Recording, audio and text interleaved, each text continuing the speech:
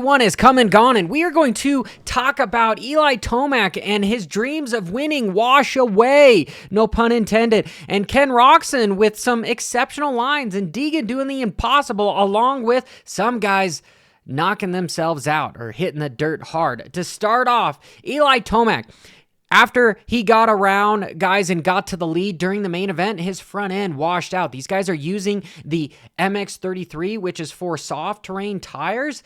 And what ended up happening here?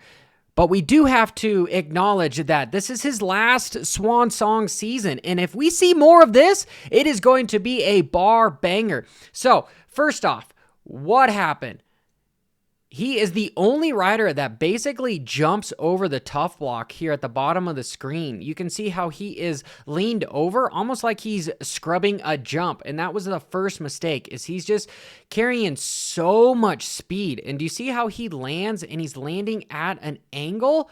And therefore, if we're just moving this in slow-mo, you can see he's basically whipped the bike sideways, and he already turned off of the lip of the single just in that scrub. And as soon as he lands, he doesn't have the entire surface area of that tire. Maybe using less tire pressure or something. I don't know. But also on Gypsy's podcast, he said that a stock 450 is just too slow. So this guy just rides a bike to the extreme edge. And what happens? It just washes. And part of that is because there is another obstacle. So you had a couple compound effect. He lands with not all the treads on the ground because he's moving in inertia, compiled with the launch of the next jump. That front end just washes out. Not to mention that the terrain is slippery, but if you watch the guys behind him, you notice Prado, he slows down and he's not jumping into the corner. Basically, he's not skipping the corner. Same thing with Sexton.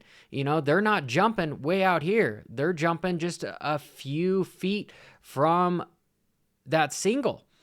And my buddies over there at 23 Media get a good glimpse of Tomac being ran over by Sexton. And truthfully, Sexton had nowhere to go. You always want to hit the guy's bike rather than run him over, but Tomac, being in his 30s, how he was able to just jump up and act like nothing happened was freaking amazing as well. Tomac, straight out of the gate, straight out of unloading the bike from the truck, you could tell he was there not to phone it in. He's there to end his season and end his career on top, almost like how Carmichael did and Dungey win this championship. And what I saw him do at press day was exceptional. He was the first guy to realize that you could do this triple after the switchback. So if we watch this, and it was slippery, he ends up casing it, and that was the only time he jumped it. And I believe it was just like, hey, I proved that I could do it,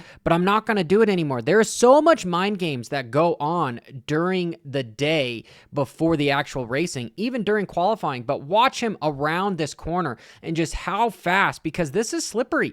It was easier to do it in the night show than it was in press day. Okay, there's a couple things. Watch how fast he attacks this corner. You'll notice that he'll hit the front brake really hard, and you'll see that ass end bump up. And then he lands. Perfect execution on body positioning, and he braked, and now he's going to start pretty much accelerating even before the corner begins. All the way around. Wow. And Kenny was truthfully the only rider to do it in the night show. And part of the reason why it was easier for him to do it was we had this massive rut here, because what happens? That rut, you cut things down, you cut the dirt down, and you create more of a sharper lip, right? Same thing that happens with whoops. Whoops start out real round, and then they get sharper and sharper. Same thing with jumps. You know, if you're cutting down the floor, you're going to have just a couple extra inches to accelerate. Not to mention you have something to accelerate off of with a rut here. And I showed that in my post-race track breakdown, how gnarly these things were. And you had Ken Roczen using the outside rut rather than the ones here, because every time you have this choppiness in there, it's going to slow you down as well. And if we look at Lit Pro actually said that Ken Roczen was the fastest there with the switchbacks, and it's probably because of that triple that he was jumping. Everybody else was going double, single. Kenny was able to do it clean more often than not. We're all moto knuckleheads here that could have better cognitive performance and sharper awareness, and also just better sleep. That's where Magic Mind comes in, and I can attest to this stuff. This stuff would work exceptionally well on race day, where you need a little bit of a pick-me-up and to go to sleep, because you're focusing on what's happening tomorrow. You got to go racing. You got to do stuff. You want to wake up refreshed and fall asleep faster. This stuff is amazing. I can attest to it. I've been using it for about a month, and it does exactly what it advertised as far as better focus, better cognitive recall, and calm energy. Make sure you use my link in the description for an offer of 45% off. Switching gears to Degan, doing some things that were just impossible. And as a 250 rider, busting out stuff that the 450 guys aren't doing is a statement in itself. But watch. First off, you can notice that how these guys are jumping into this corner, these star Yamaha riders, they're not jumping the corner like Tomac was. They're just a little bit slower and a little bit more straight up and down. But watch what Degan does on the outside.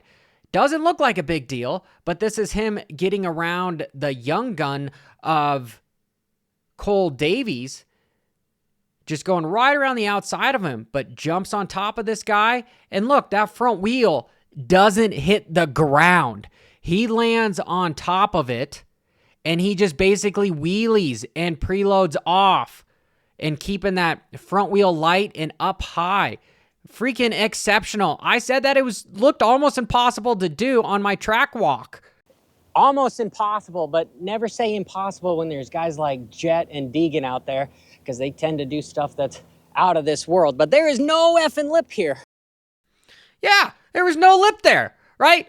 But what does Deegan do? He just goes, nope, I'm just going to put the power to the ground and I'm going to make it happen. And he busted out in the main event. He didn't do it in qualifying. So these guys are having that mental edge. It's not just about how you ride, but it's having the confidence to be able to bust stuff out in the moment, which is hard because we all know that as riders, what happens is sometimes you have to look at something multiple times before you end up doing it.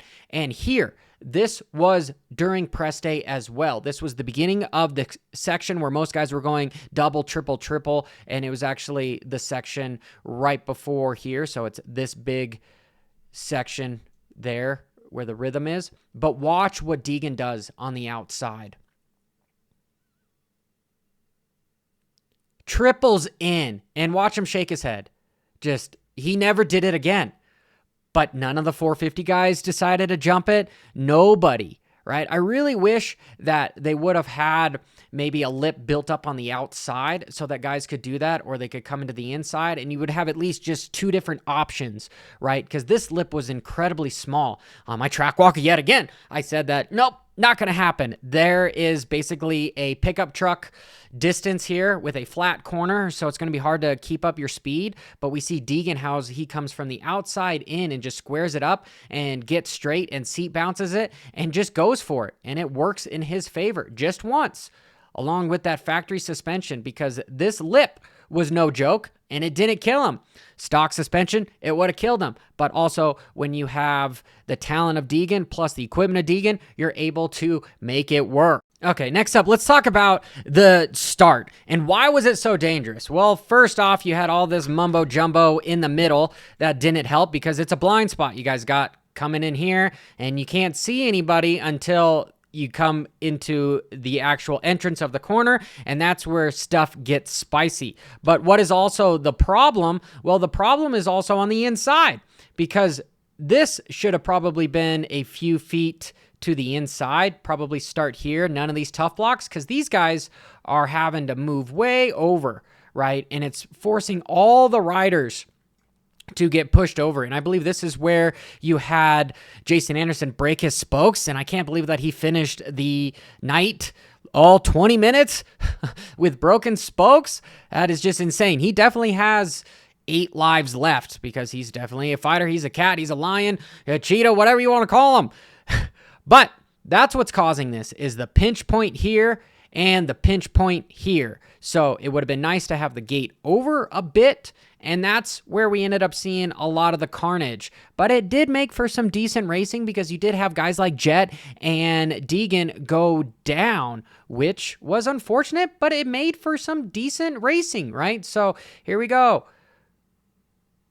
And if you get in a pushing match with Jason, it's not going to end well. He's one of the biggest guys on the field. I honestly think the only guy that's comparable to him is Sexton, right? Freeze is pretty big too, but Jason is definitely the top two when it comes to just guys that are tall and heavy, right?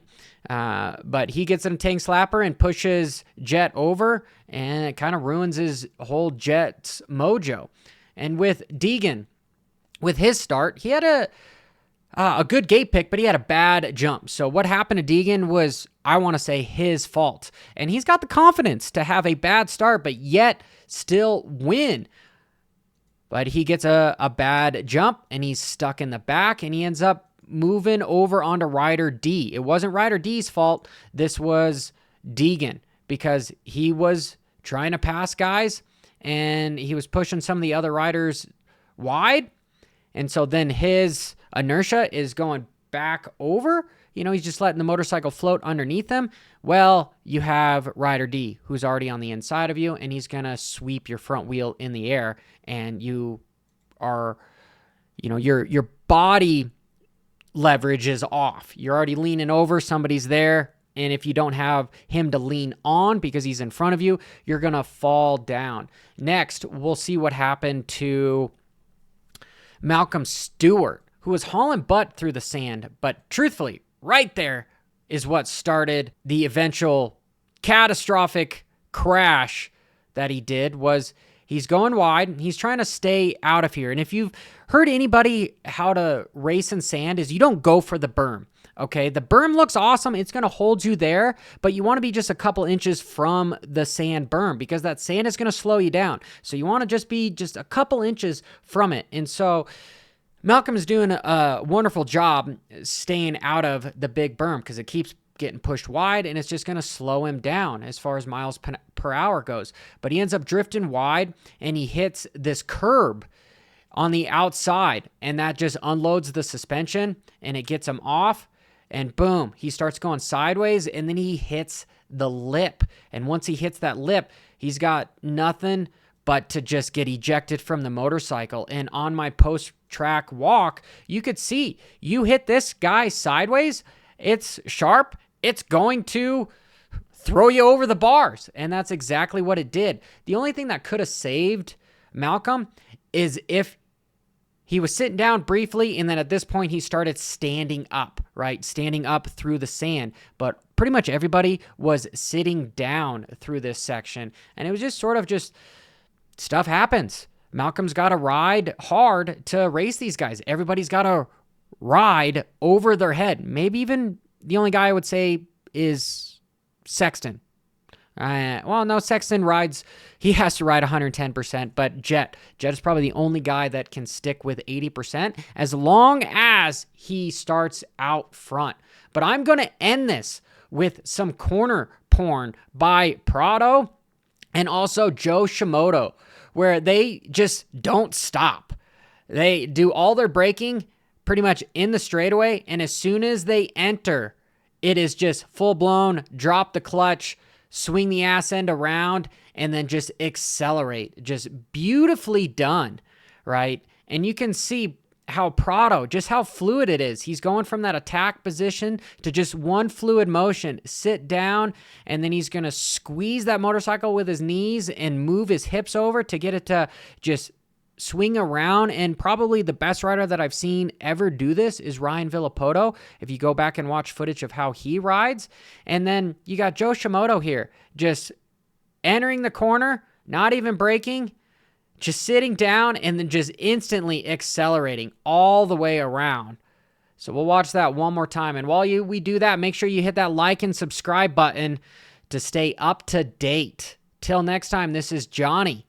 Bra-da-da-da.